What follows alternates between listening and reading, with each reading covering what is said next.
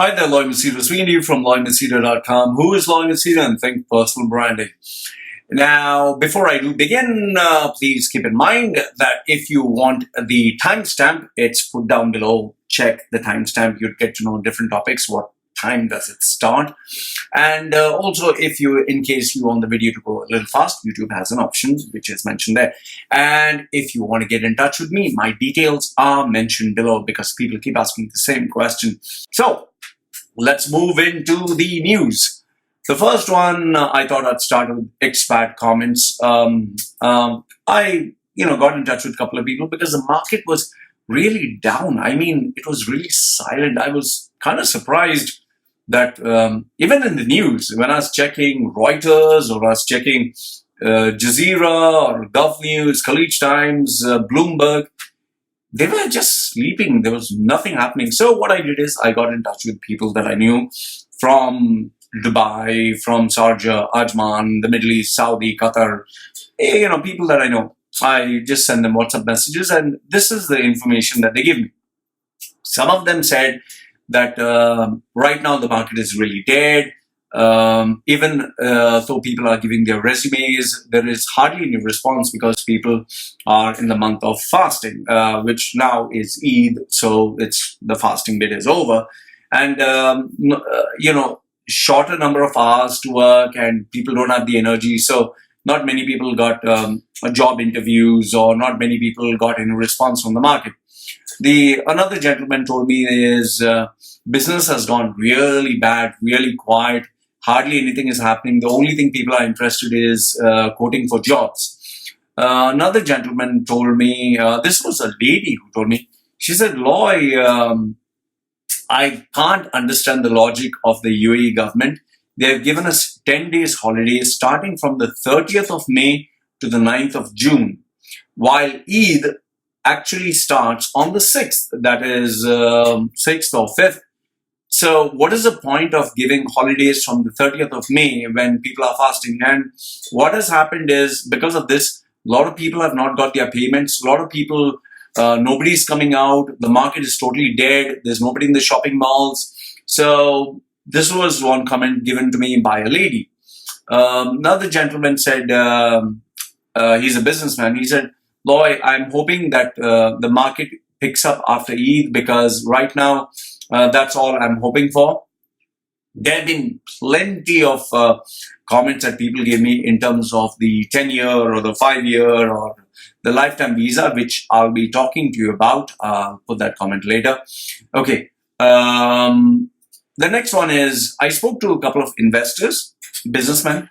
They said that these visas that are being offered are mainly attractive to people like from Saudi. Okay, because now Saudi is going aggressive in terms of investing, and because of the close relationship between Saudi and UAE, they are investing in the UAE market, and it seems companies are actually on the lookout for new staff, so they are hiring.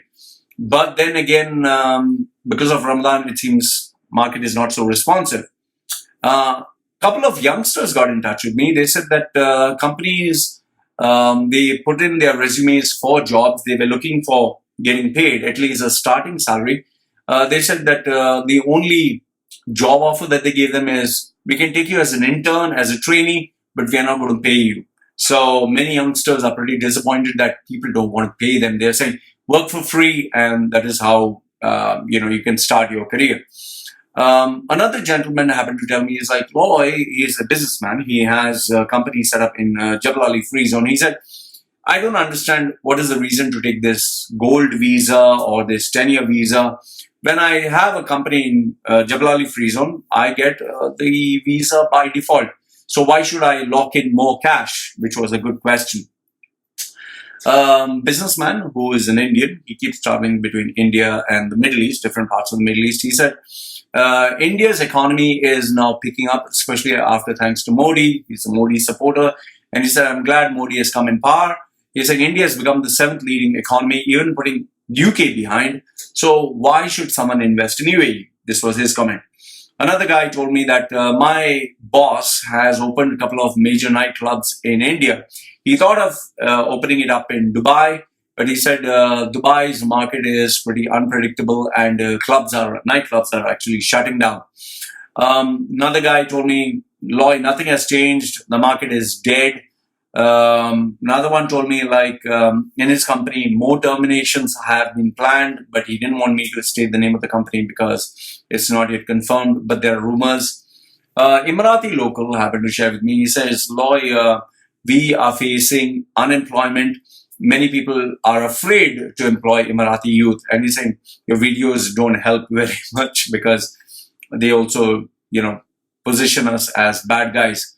It seems Dubai police has cut down its staff, and Dubai police has also removed the retirement benefits of non-Emirati police officers. This was information given to me by a guy who has many Emirati friends. He said Sheikh Mohammed bin Rashid announced a special package to support poor Emiratis in the Northern Emirates. And he says the Sheikh Mohammed is also giving free housing to married Emirati couples. And this news was confirmed by a news article that I'll share with you later. It seems that Emiratis with expat spouses will not get free housing, and a lot of immigration officers are facing job losses. So these were the bits of information from people who are there in the UAE, and some people who are business, investors who keep traveling to Saudi, Bahrain, Oman. I've not heard much from the other markets, so if you know any information, please do share with me your links. Get in touch with me through WhatsApp, and don't get afraid. It's not that, oh, you're being monitored because you shared with me a link or any information. Okay. So now let's move on to the news. The first one that I thought had global impact this is a news that was reported by Bloomberg, picked up by The Guardian. It says Apple expects to close iTunes after 18 years. Just for those of you who want to understand the brief history of iTunes, for those of you who have been like my generation who love to download, remember Kaza, remember Napster? We could, those days, you had the dial-up internet, like, it used to go that way. And internet was very slow. To download a movie, it took 2-3 days. And when we started getting music, we used to download it, like all the music on our hard disks, because we wanted to keep all the albums. Those days we had CD shops. If you wanted one song of Michael Jackson, you had to buy the whole album. So out of maybe 15 songs, 14 were useless, only one song was good. Remember, like MC Hammer, Vanilla Ice, those days. I'm talking of cassettes and the same. So when Napster and Kazaa came out, there was a lot of illegal downloading of music, and the industry was losing billions. And that is where Steve Jobs, the visionary, he decided to, be proactive. He approached all the top music names, from Sony to Warner Music to whomsoever. And he said, guys, let's sell the music for $1 per record. Don't sell the whole bloody album. He actually managed to convince them, and iTunes was launched on 9th January 2001. The platform, what it did was gave people the option. You can choose one song which you like, one song, not the whole album, and you pay money for that one song. So iTunes became the default mechanism where you could download the song onto your computer with the, let's say, album image and, the artwork and the description. However, iTunes never predicted that it would become outdated. Why? Because Spotify came and said, listen, you don't need to download all the music and keep it on your hard disk. What you can do is listen to the music you like, just pay a small amount, very tiny little amount per month, and we'll give you ad-free music. And will give you great recommendations. And this became the default to-go service. Okay, so nobody wanted to store stuff. Everything is in the clouds up there, and you can listen to ad-free music. So now Spotify managed to get 217 million users worldwide and 100 million paid subscribers.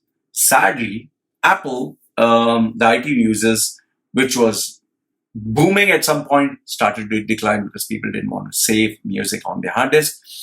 Apple Music was launched, which kind of gave the hint that iTunes was going to be shelved. So Apple Music, however, didn't do as well. Like, you had 217 million Spotify users. Apple Music only had 56 million subscribers. Things didn't work out very well, and now they're deciding to shut it down. Now, why am I sharing this with you is because if Apple shuts down iTunes, you'll have many people who lose their jobs.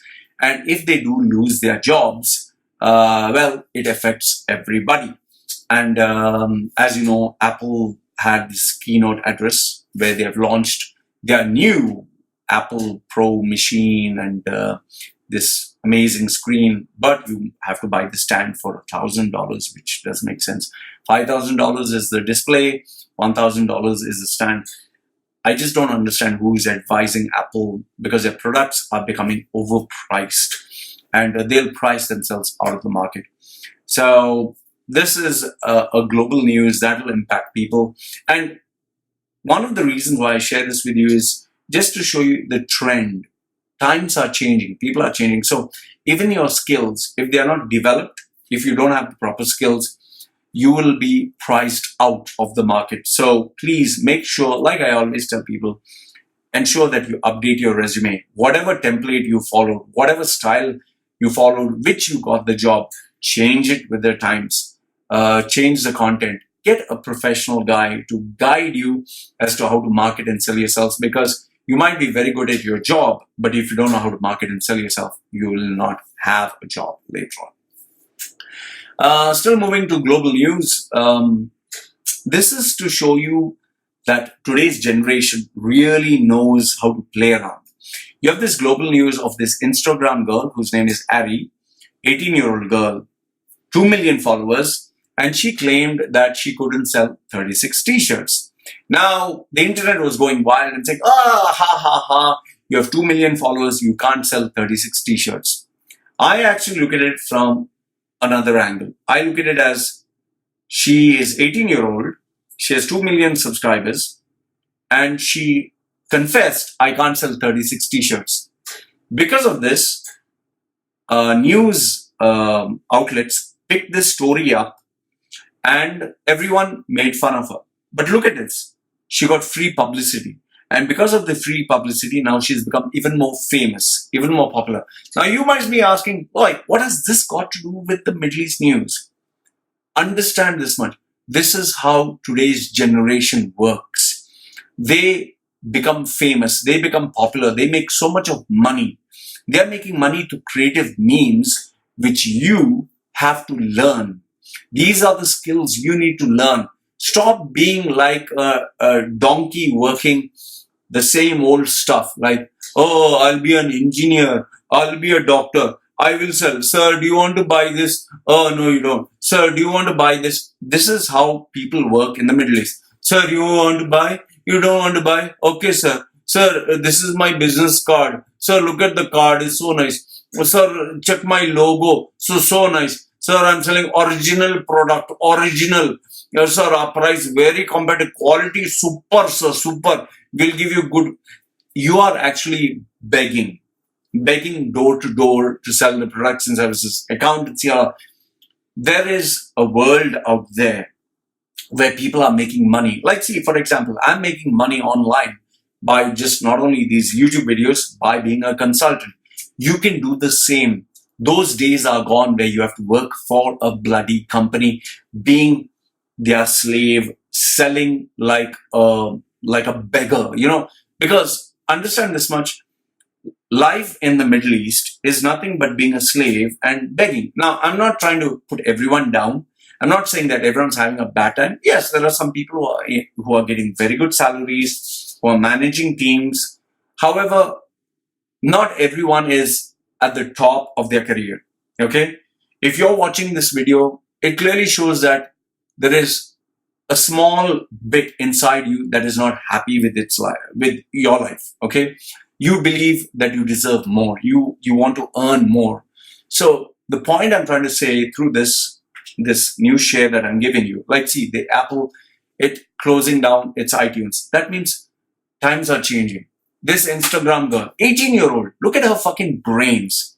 And just understand that, when you and I were 18 years old, we were just thinking what fucking job we can work, standing as security or selling or giving pamphlets or going door to door. They are leveraging on social media.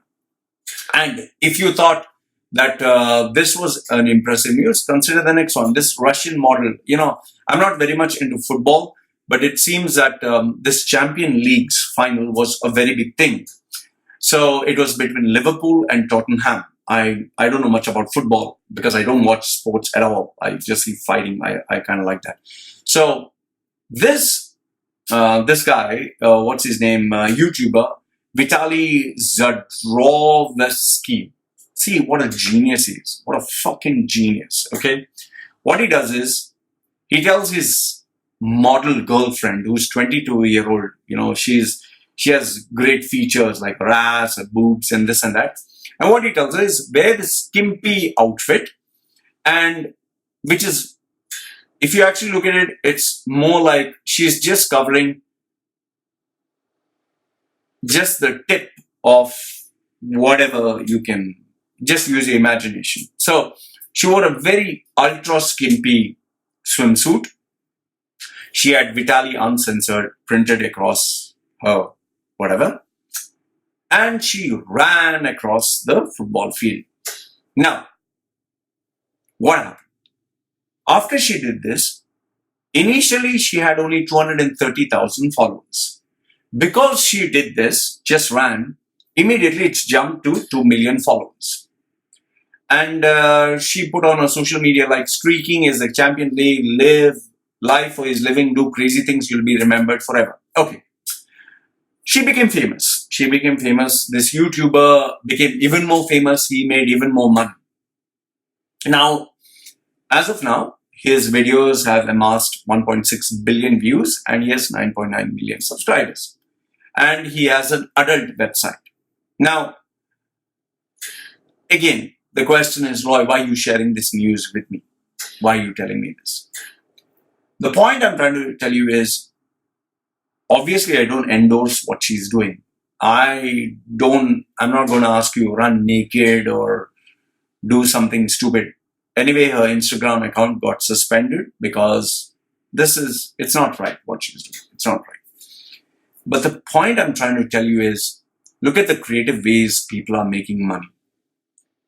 It's sad. It's sad. We live in a world where if a girl shows her bum, her vagina, her breasts, if she shows herself half naked, you get millions of followers. This is the sad fact. This is the world. This is what they want.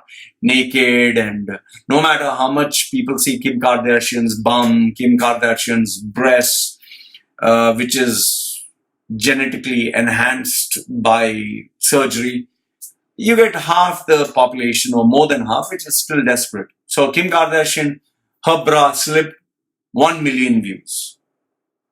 Harvard Business channel comes out with one educational interview, 10,000 views. So majority of the population likes nonsense. If some actor or actress comes out with a movie, millions of people watch it. Something self-improvement, hardly anyone will bother. If someone says, I became a multi-billionaire by this course, just $99, everyone will take that because everyone wants a quick get rich. So the point is, we live in a world that has changed.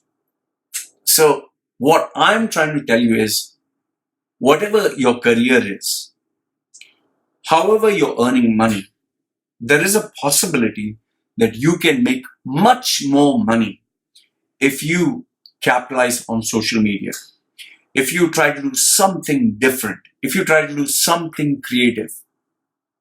My message to you through these updates, which I'm trying to tell you is, if you're earning just a fucking salary for slogging 12 hours a day with 4 hours in fucking traffic or 3 hours in traffic, what the fuck are you doing, man? There is so much more that you can do. So please, for those of you living in the Middle East, there are a lot of other ways you can make money. Lots. Use a bit of your creativity. And especially now, since the, now you have the dull season, which will pick up because Eid has started and all. Don't get into the rat race of working every day and earning a small peanut salary. Work on yourself. Don't just work for the company. Work on yourself. Improve yourself. Sell yourself. Market yourself. Find out new things that you can do. And if you, are wondering like, oh, Loy, I don't know what to do. Get yourself a mentor. I got myself a mentor. I was just like you, ordinary guy, but I had the curiosity, the craziness to want to do something different, and I kept approaching people. Finally got myself a professional mentor, and that is where I am today. Anyway, let's move to the next one. UAE news, how much VAT was collected in UAE? It seems that VAT, which was introduced on January 1st, 2018, at 5%, they collected 27 billion, that is 7.4 billion US dollars. So this is the impact of VAT. And that is the reason they're charging VAT, because they need money to come in. Another news which I thought which was worth sharing is illegal recruiters will be blacklisted by the Pakistani ministry. Website titled gulfvisajobs.com. They promised a couple of young Pakistani guys that you'll get a security job for 3,500 dirhams, which is nearly $1,000, which is way, way, way too high, because security personnel, they just get paid $200 to $300, and they mostly recruit from Africa or the poorer countries. So these poor Pakistanis were told you'll get $1,000 for a security job, but you need to pay 3 times the amount, that is 9,600 dirhams in advance. So these poor fellows, what they did is they sold their property, they sold their livestock, they sold their jewelry, they took bank loans, their friends took bank loans, their relatives took all the loans. They gathered all this money, paid this company, Gulf Visa Jobs, only to end up in UAE without a job, without salary, without food, without water, sleeping on the streets. Finally, they reached their wits' end. They realized they had been conned. I don't know why they didn't realize this before. They went to the consulate. The consulate contacted the agents, got their passports back, and they were given return tickets to go back home. Sadly, their money is gone. So now this website, gulfvisajobs.com, is blocked in Pakistan. Just to let you know, I also got a couple of guys who got in touch with me who wanted to, kind of merge with my channel. They also have these impressive titles like gulfjobs.com, or I'm just saying it's not actually Gulf Jobs, like Gulf Jobs or Gulf New Jobs or Gulf Recruitment.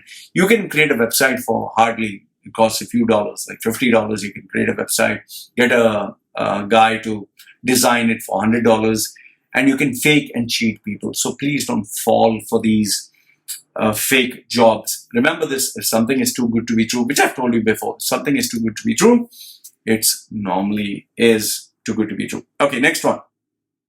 Now, Huawei, I've been getting this WhatsApp forwards from quite a number of people. It seems Huawei and Dubai have signed an oversized 5G contract close to 50 billion yuan. Okay. For the next 5 years, it seems they'll develop Dubai through its network. To celebrate the moment, King of Dubai gave a 3-minute exclusive advertisement costing 1 million for Huawei's latest flagship mobile phone, the Mate 3030 Pro, on the tower of Burj Khalifa, absolutely free. Now, what I've always told you is verify the news. If it's just being forwarded through WhatsApp, maybe just a rumor. So unless and until there's any way to verify this, I personally feel this is just rumor. Well, in terms of UAE trying to move towards 5G, I strongly believe this, because UAE always wants to be the forefront of technology. But as far as, the King of Dubai gave a free advertisement, that's left for debate. The next one, which I found pretty shocking, is the drone attack. This is on my friend's website, uaeviral.com. It shows a camera footage of UAE being attacked on its airport. Okay, in a tweet by Dubai Airport, it seems that Dubai Airport can confirm that a supply vehicle in Terminal 1, airside of the airport, approximately 4 p.m. today. The incident has not affected operations in Abu Dhabi. Flights will continue and depart as scheduled. And the second one is Abu Dhabi airports will continue to monitor the situation. So it shows that that there was a drone attack. It's pretty dramatic. And they show a video. Now, how far it's true is a big question. I don't know whether it's true or false, but this has been shown, and the link I'll put down below. So check it out and give me your thoughts on in terms of the drone attack. Then the next one. This one is this news has been coming up, which many people have been talking about it and sharing it with me, which I don't seem to understand. I find this really, truly pointless, and I'll tell you why.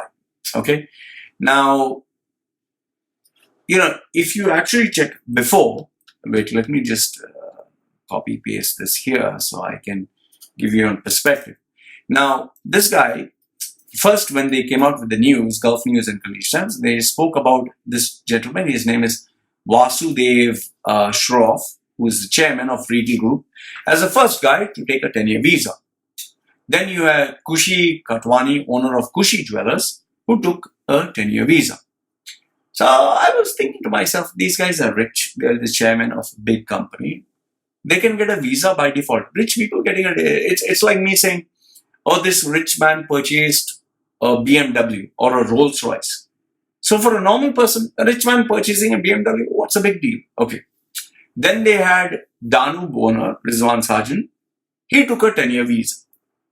Once again, I kept thinking, like, the guy is rich. Danube is multi-million dirham, dollar company. He can afford a visa by default. He'll get a visa by default because he has a business. So what's the point of taking a 10-year visa? Whether 1 year or 10 year or 100 years, he can afford it. Then you have Dr. Azad Moopen. He has, I think, a UK passport. Some people are saying he has a UK passport. He also got a 10-year visa. So I was like, why are they showing this, that this Indian, this Indian, this Indian? All you're doing is, instead of paying every month, every year, you're paying 10 years and you're giving money to the government. And the government is saying, hey, Indian, another Indian. Then if that was not enough, they said MA Yusuf Ali gets the first permanent residency gold card, which obviously he must have paid a couple of millions to the government. So he got a little bit of publicity, and his worth is 4.3 billion US dollars. So obviously UAE wants to keep billionaires there, and they would give. So I'm just scratching my head and asking myself, so how does this gold card, how does this 10-year visa, how does it help normal people? None of the normal people, which are 80% of the population, are getting any visas. None of them are getting any benefits. Then what is the? This is such a pointless news. It's actually become a joke. To be honest with you, I consider this a joke. It's like saying he purchased a Rolls Royce, or he paid advance money to purchase the next 10 Rolls Royce. Every year he'll get a new Rolls Royce. So what's the big deal? He has the fucking money, he can buy the 10 Rolls Royce, and we knew about it. So how does it affect you and me? How does it affect the normal person? So I find this news absolutely pointless. I find this exercise by UAE government not making any sense, other than trying to show, guys, you have the money, give us the money in advance. We need the money to fund the projects. Or, like I spoke to you before about Emiratis getting housing loans or this and that. They need to pay all these salaries and everything else. So I don't know. This is what I feel. Let me know what you think. Okay. Now, the next piece of news that I have to share with you is one of those rare, shocking ones. You remember the Reuters news that I put about UAE teaming up with Israel for software that they could spy on your iPhones which was pretty sensational. Now, this news that I managed to get is from the New York Times. The link I will put down in the description box below. And the title itself was pretty intriguing. It was like the most powerful Arab ruler in the Middle East is not MBS, okay, Mohammed bin Sulaiman. It is MBZ, Mohammed bin Zayed. And I was like, whoa, wait a minute, how can you come up with such a, shocking revelation? The article was written by David D. Kirkpatrick, June 2nd, 2019. I highly recommend that you read it. I highly, highly recommend. I'll put down the link below once again, like I said.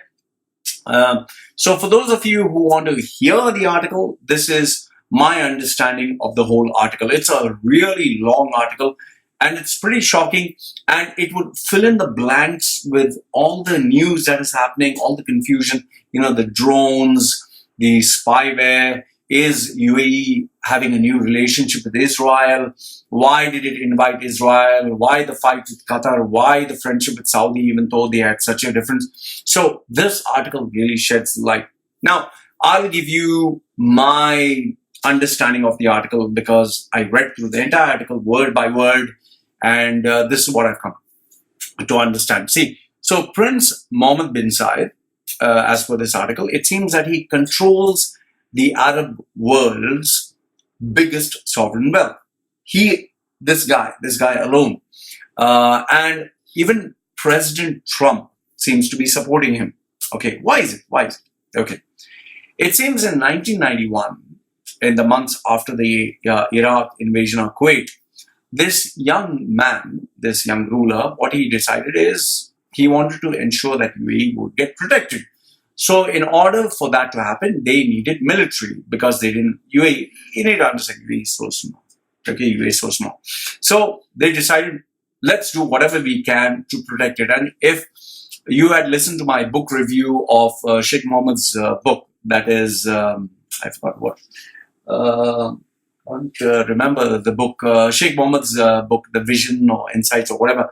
In that, UAE really focuses on protecting itself by investing in, even if a small military, but a very powerful military. So, following the same tradition, which Sheikh Mohammed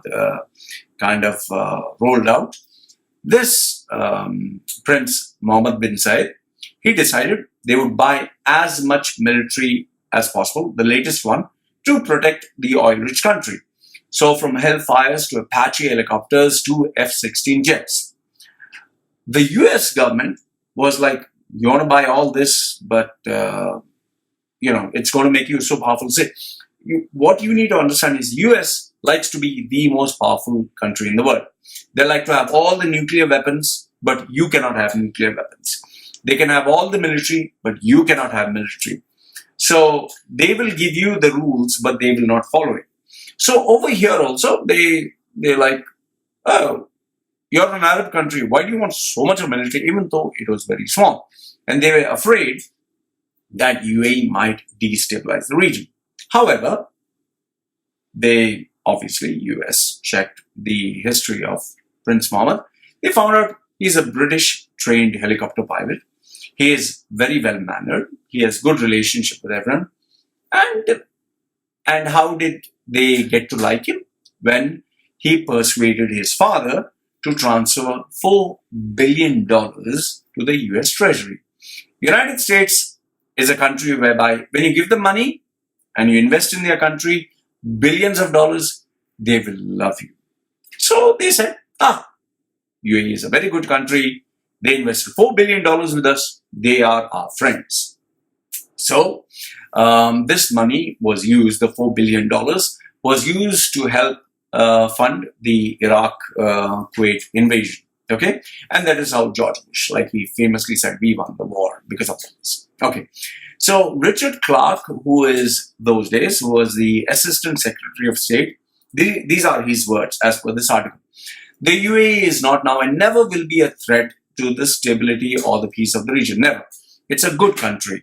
And it's very hard to imagine but UAE is a force for peace. Now, I personally I don't see anything wrong in this statement.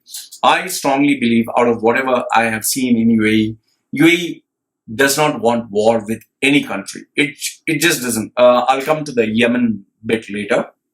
I'll explain that bit. But UAE wants stability, and UAE also keeps in mind this is my view. UAE also keeps in mind the the aspect of preserving its culture, preserving its religion, preserving its tradition.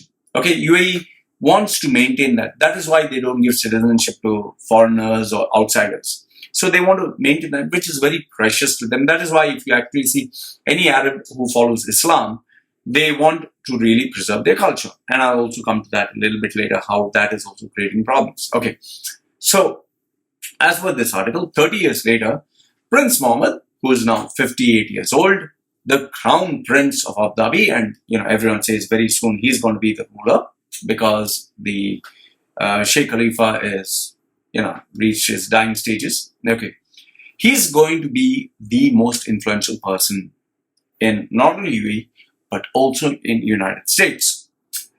Why is that? Because he controls more than $1.3 trillion of wealth funds. Just imagine, get your head around this. $1.3 trillion. You know how many zeros are there in trillion? So this guy, MBZ, okay, he controls. So now his influence is so powerful. It seems that he even has American lawmakers under his payroll. Now that's not official. Nobody knows whether it's really proven or not. However, like I said, there's no smoke without fire. So now MBZ, the guy from Abu Dhabi, his special forces are active in Yemen, Libya, Somalia, and Egypt, North Sinai. He has worked hard to ensure that democracy doesn't take place in the Middle East. And they make sure that they have, a ruler, or they have an autocrat who is actually taking care. Now, I'm not against this. You'll be surprised. You might be thinking like, what? Lloyd, you don't want democracy? I'll come to that. So he is making sure that democracy doesn't take place. Why? I'll come to that, okay? So rights groups have criticized him for jailing dissidents at home, which I'm not against him. It seems that he has created this humanitarian crisis in Yemen, which is debatable. However, so the spoils of war, there's always problem. And it seems that he is also being criticized for backing the Saudi prince whose agents killed Jamal Khashoggi. Okay. Now, under the Trump administration, his influence seems to be growing. Now, Western diplomats who have known the prince, they call him MBZ. It seems that he has two enemies. One is Iran, and another one is the Muslim Brotherhood. Now, even Trump does not like Iran. Trump doesn't like the Muslim Brotherhood. And they are doing whatever it takes to fight against Iran, which you can see in the news. That's why some mysterious something hit the tankers, some mysterious drone hit somewhere, some mysterious something. And like they say, anonymous sources, secret intelligence sources, they never give names, found out that it's Iran. So by default, it's Iran. Well, it's because UAE, USA, Saudi don't like Iran, so they can make these stories. And, like I say, you need to prove it if it is actually there. So now what has happened is US, Saudi, UAE are one team. And they are fighting against Iran and the Muslim Brotherhood. Okay. So now what has happened is UAE, to become more powerful, has started taking technology from USA. And where does USA get its technology from? Guess what? Israel. Now, see the complication. Israel is against Palestinians. All the Arabs and the Muslims support Palestinians. But now UAE is friends with the US, and US is hardcore loyal to Israel. Israel has the best technology in the world. So obviously, UAE has to be friends with Israel. So that is where they got surveillance technologies, they got commandos, they got weaponries, they got everything. In fact, in the article, they say they have described UAE as to be a little like creation of a Frankenstein. Now, MBZ is not just a ruler, he's very, very intelligent. If you see his history, from the age of 18, he graduated from the British Officers Training Program in Sandhurst. If you look at him, he has an amazing personality. He's very good looking, he's very fit, he's very charming. And it's, as per this article, it seems that he never arrives late for meetings. He's very humble, he's very intelligent, he's a great conversationalist, he's very inquisitive, he makes people talk. In fact, whenever he goes for meetings, he even pours his own coffee. He talks highly about people. He praises America. He has even stated that he loves to take his grandchildren to Disney World. He has made a lot of time to meet American officials. He has met senior dignitaries. He's very charming. And he has taken all these guests, especially from United States who come to UAE. He takes them to skyscrapers, lagoons of Dubai, the where he has taken the who's who. And whomsoever, it seems even Marcel Wahba, who's a former American ambassador to the UAE, she has stated, there's always a wow factor with MBZ. So, Prince Mohammed, MBZ, you can clearly state that he is an amazing leader. And I have nothing bad to say about him. I feel it is very necessary for UAE to have leadership like this. In fact, if you actually look at how UAE has been going, the year of tolerance, then they bought, they've publicly announced we're going to have Christian churches, Orthodox churches, Hindu temples, Sikh temples. We are going to accommodate all of them. They bought in Special Olympics. They bought Pope Francis. They even had Olympics where Israeli athletes won something. If you check the news, Pope Francis celebrated Mass in Zayed Sports Stadium, in Abu Dhabi in the month of Feb. So he's really working hard to change the image of UAE. He's really working hard to team up with one of the most powerful nations, which has the most powerful weapons, which is controlling the world. So as a leader, I think he is doing the smart moves. After Sheikh Mohammed, he is doing the right stuff. So I've nothing bad to say, because if I was a leader of a country, I would have done the same thing. In fact, he's thinking far beyond even what any normal brains could have thought, even what I or anyone would have thought. Okay, so now the question is, why all this is happening? See, in 1971, when UAE gained independence from Britain, UAE was very small. They wanted to grow very fast, and obviously they wanted to maintain their own identity. However, at the same time, you had other problems like the Muslim Brotherhood, which is a 90-year-old Islamic movement founded in Egypt. Now, their problem is they think everything in terms of their hardcore religion. UAE realized that if you have to grow modern, we can't follow everything explicitly to the religious extremism. So that is where, differences of opinion took place. In fact, in the article, he says, I'm an Arab, I'm a Muslim, and I pray. Okay, this is not me from my pocket. This is me reading the article, which I want you to see. He says, in the 70s and 80s, I was one of them, an Arab, a Muslim, and I pray. However, after meeting and traveling and seeing the world and all that, he must have had a better perspective about life. Okay, so what he said is, the problem with this Muslim Brotherhood and democracy, giving Muslims, Arabs, let's say democracy, is they buy and believe into their religious propaganda. So you can have, as per this article, you can have some holy man in Mecca. This is what MBZ has actually told, and it's on record. Read the article. As many as 80% of the soldiers in his forces would answer the call of some holy man in Mecca, he once told American diplomats, according to a cable released by WikiLeaks. That means what he's trying to say is, any holy man can say anything. And 80% of all the soldiers, UAE soldiers, they'll just believe it. He's saying for that reason, the Arab world is not ready for democracy. The Arab world is not ready for elections. In any Muslim country, you'll see the same result. Okay, he said in a meeting, 2007 with American officials, the Middle East is not California. So that is the primary reason why they don't want democracy, which really makes sense. And I am totally in support of MBZ. I totally agree with this, because if you have democracy given to these, see what is happening in India.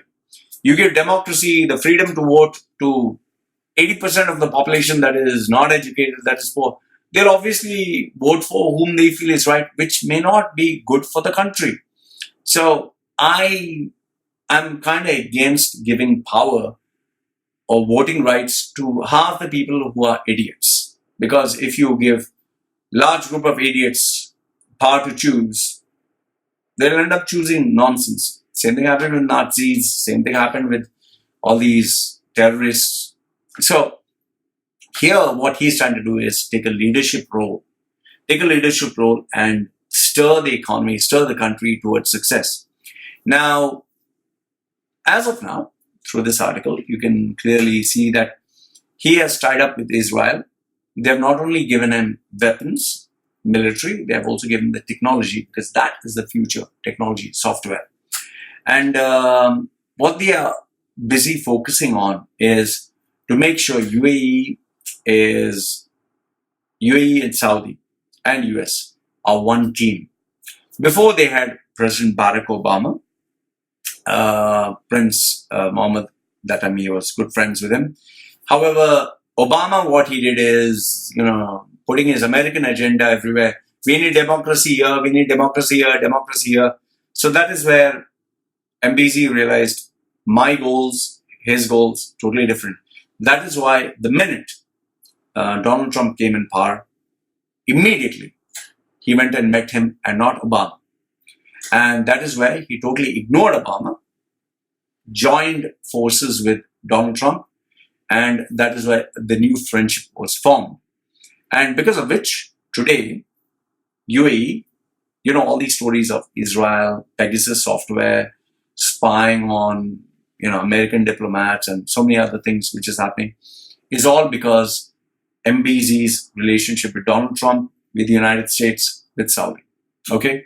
So now it's like, as per this article, the UAE is part of a very dangerous region and is getting more and more dangerous by the day, full of chaos, war, and extremism. So the motivation is this: if we don't go after the bad guys will come after us. And which is where the involvement in all these wars, whether it's in Sudan, whether it is in Yemen, whether it's with Iran or whatever. So as of now, we know what is happening. We can see drone attacks, you can see. So all this is now making sense. So this article clearly shows, and it's still, there's so many things. I've not read the whole thing, but I'm trying to make you understand that MBZ and UAE is very, very powerful. So as of now, you have Donald Trump, United States, UAE and Saudi, one team. You have Qatar, which has been totally left one side. You have the other countries like Bahrain, you have Oman, you have them asking Syria, they're just lost. Then you have, by the way, as for this article, you also have Russia, which has been lured by UAE. So overall, the Middle East region is going through a phase that has never gone through before. And it is shaping the future. UAE is thinking far ahead of its time. That is why it is getting involved in Africa, Somalia, Djibouti. They are trying to ensure, that loan to Pakistan. They are trying to ensure that, we invest in India. But at the same time, they're keeping a low profile. That is why MBZ has not actually gone and visited USA, because he doesn't want, himself to be in the limelight. So overall, this article really shows you where MBZ is. Who is the most powerful guy? It's not just the Saudi ruler. It is this guy's leadership.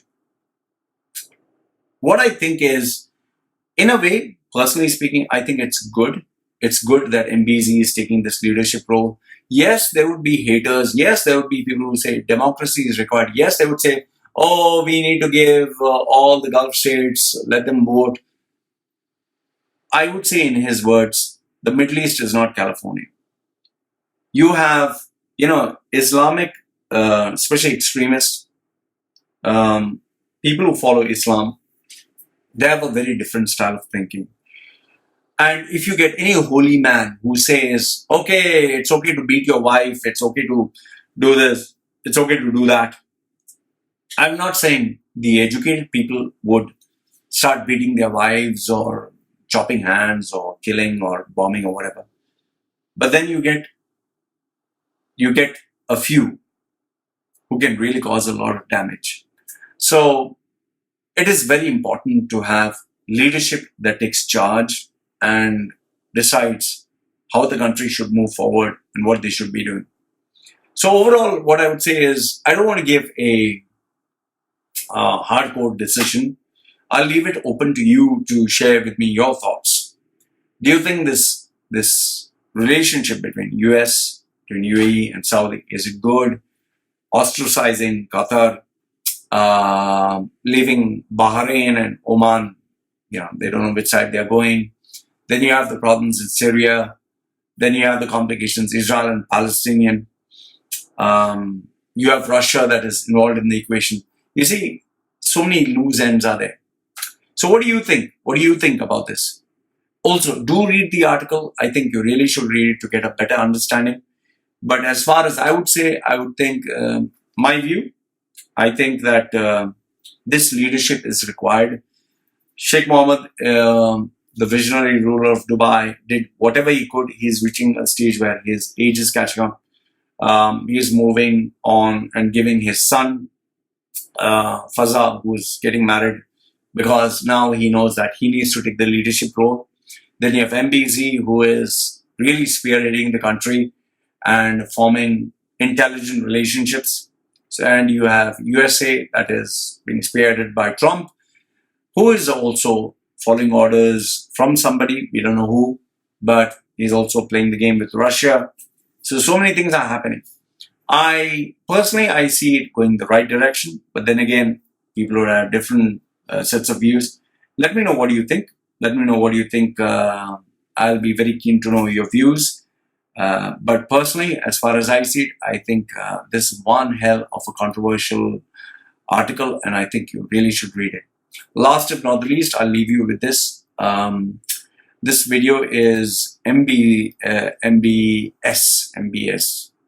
the ruler of Saudi. He's saying that he wants to make the Middle East the next Europe. Do you see that possible? Do you see that happening? Or do you think that's not going to happen? So these are my thoughts. Let me know, what do you think? This is the video that I wanted to share with you. Cool. Okay, so Lloyd from MBZ.com, who's Lloyd MBZ and Think Personal Branding, sharing with these views. Love to hear what you have to say. Like I said, this video was slightly different from the rest because I did a little bit of research and found this out. So, love to read your views. Put your comments down below. This is me signing off for now. Take care.